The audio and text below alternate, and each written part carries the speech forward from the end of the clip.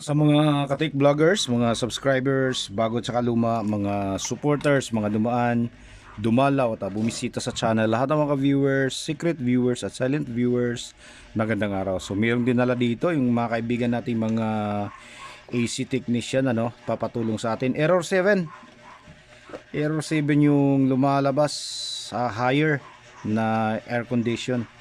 Yan, so malinis na malinis pa yung board, walang kadumi-dumi.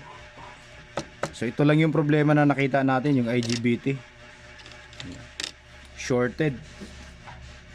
Yung kung mapapansin nyo, talagang wala pang alikabok, sobrang linis pati dito sa likod. Yeah. Pero bumigay na. Hindi na raw gumagana yung outdoor niya.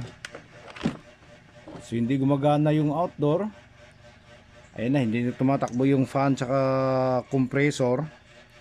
Yung dinala nila sa atin, tiningnan natin. Ito, binaklas natin tinanggal natin yung heatsink nya. At yan yung nakita natin, shorted. Naka times 10 tayo. Ayan. Tingnan nyo nang maigi. Yan, kahit saan pa dyan.